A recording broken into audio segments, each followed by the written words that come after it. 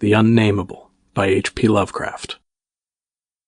We were sitting on a dilapidated 17th century tomb in the late afternoon of an autumn day at the old burying ground in Arkham, and speculating about the Unnamable. Looking toward the giant willow in the cemetery whose trunk had nearly engulfed an ancient illegible slab, I had made a fantastic remark about the spectral and unmentionable nourishment which the colossal roots must be sucking from that hoary carnal earth, when my friend chided me for such nonsense and told me that since no interments had occurred there for over a century, nothing could possibly exist to nourish the tree in other than an ordinary manner.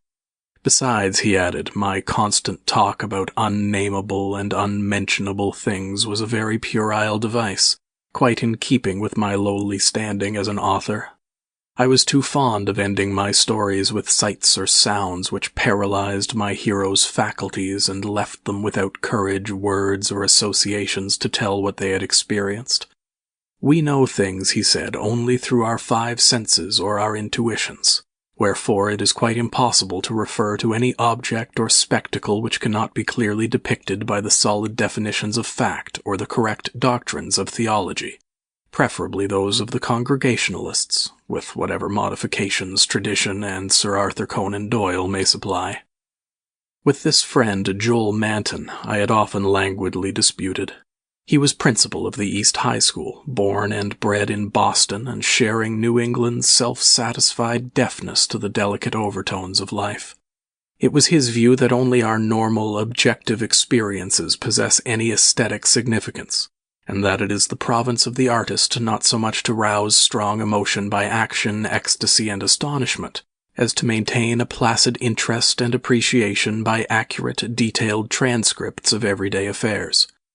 Especially did he object to my preoccupation with the mystical and the unexplained, for although believing in the supernatural much more fully than I, he would not admit that it is sufficiently commonplace for literary treatment, that a mind can find its greatest pleasure in escapes from the daily treadmill and in original and dramatic recombinations of images usually thrown by habit and fatigue into the hackneyed patterns of actual existence, was something virtually incredible to his clear, practical, and logical intellect.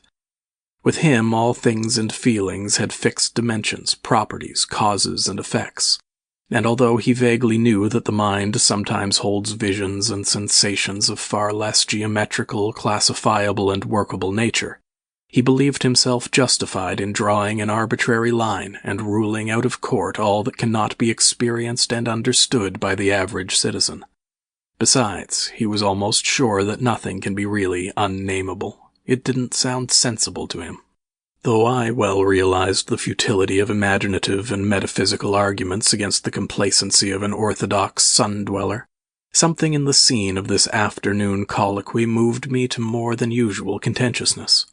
The crumbling slate slabs, the patriarchal trees, and the centuried gambrel roofs of the witch-haunted old town that stretched around all combined to rouse my spirit in defense of my work, and I was soon carrying my thrusts into the enemy's own country. It was not, indeed, difficult to begin a counterattack, for I knew that Joel Manton actually half clung to many old wives' superstitions which sophisticated people had long outgrown, beliefs in the appearance of dying persons at distant places and in the impressions left by old faces on the windows through which they had gazed all their lives. To credit these whisperings of rural grandmothers, I now insisted, argued a faith in the existence of spectral substances on the earth apart from and subsequent to their material counterparts. It argued a capability of believing in phenomena beyond all normal notions, for if a dead man can transmit his visible or tangible image half across the world, or down the stretch of the centuries, how can it be absurd to suppose that deserted houses are full of queer sentient things, or that old graveyards teem with the terrible unbodied intelligence of generations? And since spirit, in order to cause all the manifestations attributed to it, cannot be limited by any of the laws of matter, why is it extravagant to imagine psychically living dead things in shapes or absences of shapes, which must for human spectators be utterly and appallingly unnamable? Common sense in reflecting on these subjects, I assured my friend with some warmth, is merely a stupid absence of imagination and mental flexibility. Twilight had now approached, but neither of us felt any wish to cease speaking. Manton seemed unimpressed by my arguments and eager to refute them, having that confidence in his own opinions which had doubtless caused his success as a teacher, whilst I was too sure of my ground to fear defeat. The dusk fell, and lights faintly gleamed in some of the distant windows, but we did not move. Our seat on the tomb was very comfortable, and I knew that my prosaic friend would not mind the cavernous rift in the ancient root-disturbed brickwork close behind us, or the utter blackness of the spot brought by the invention of a tottering, deserted 17th-century house between us and the nearest lighted road. There in the dark upon that riven tomb by the deserted house, we talked on about the unnamable, and after my friend had finished his scoffing, I told him of the awful evidence behind the story at which he had scoffed the most. My tale had been called The Attic Window, and appeared in the January 1922 issue of Whispers. In a good many places, especially the South and the Pacific Coast, they took the magazines off the stands at the complaints of silly milksops. But New England didn't get the thrill, and merely shrugged its shoulders at my extravagance. The thing, it was averred, was biologically impossible to start with, merely another of those crazy country mutterings which Cotton Mather had been gullible enough to dump into his chaotic Magnalia Christi Americana, and so poorly authenticated that even he had not ventured to name the locality where the horror occurred. And as to the way I amplified the bare jotting of the old mystic, that was quite impossible, and characteristic of a flighty and notional scribbler. Mather had indeed told of the thing as being born, but nobody but a cheap sensationalist would think of having it grow up, look into people's windows at night, and be hidden in the attic of a house in flesh and spirit, till someone saw it at the window centuries later and couldn't describe what it was that turned his hair grey. All this was flagrant trashiness, and my friend Manton was not slow to insist on that fact. Then I told him what I had found in an old diary kept between 1706 and 1723, unearthed among family papers not a mile from where we were sitting. That, and the certain reality of the scars on my ancestor's chest and back which the diary described. I told him, too, of the fears of others in that region, and how they were whispered down for generations, and how no mythical madness came to the boy who, in 1793, entered an abandoned house to examine certain traces suspected to be there. It had been an Eldritch thing. No wonder sensitive students shudder at the Puritan age in Massachusetts. So little is known of what went on beneath the surface. So little, yet such a ghastly festering as it bubbles up putrescently in occasional ghoulish glimpses. The witchcraft terror is a horrible ray of light on what was stewing in men's crushed brains, but even that is a trifle. There was no beauty, no freedom. We can see that from the architectural and household remains, and the poisonous sermons of the cramped divines. And inside that rusted iron straitjacket lurked gibbering hideousness, perversion, and diabolism. Here truly was the apotheosis of the unnamable. Cotton Mather, in that demoniac sixth book which no one should read after dark, minced no words as he flung forth his anathema, stern as a Jewish prophet and laconically unamazed as none since his day could be. He told of the beast that had brought forth what was more than beast but less than man, the thing with the blemished eye, and of the screaming, drunken wretch that hanged for having such an eye. This much he baldly told, yet without a hint of what came after. Perhaps he did not know, or perhaps he knew and did not dare to tell. Others knew but did not dare to tell. There is no public hint of why they whispered about the lock on the door to the attic stairs in the house of a childless, broken, embittered old man who had put up a blank slate slab by an avoided grave, although one may trace enough evasive legends to curdle the thinnest blood. It is all in that ancestral diary I found, all the hushed innuendos and furtive tales of things with a blemished eye seen at windows in the night, or in deserted meadows near the woods. Something had caught my ancestor on a dark valley road, leaving him with marks of horns on his chest and of ape-like claws on his back, and when they looked for prints in the trampled dust, they found the mixed marks of split hooves and vaguely anthropoid paws. Once a post-rider said he saw an old man chasing and calling to a frightful, loping, nameless thing on Meadow Hill in the thinly moonlit hours before dawn, and many believed him. Certainly there was strange talk one night in 1710, when the childless, broken old man was buried in the crypt behind his own house in sight of the blank slate slab. They never unlocked that attic door, but left the whole house as it was, dreaded and deserted. When noises came from it, they whispered and shivered, and hoped that the lock on that attic door was strong. Then they stopped hoping when the horror occurred at the parsonage, leaving not a soul alive or in one piece. With the years, the legends take on a spectral character. I suppose the thing, if it was a living thing, must have died. The memory had lingered hideously, all the more hideous because it was so secret. During this narration, my friend Manton had become very silent, and I saw that my words had impressed him. He did not laugh as I paused, but asked quite seriously about the boy who went mad in 1793, and who had presumably been the hero of my fiction. I told him why the boy had gone to that shunned, deserted house, and remarked that he ought to be interested, since he believed that windows retained latent images of those who had sat at them.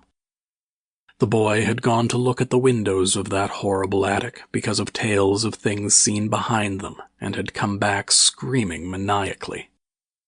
Manton remained thoughtful as I said this, but gradually reverted to his analytical mood.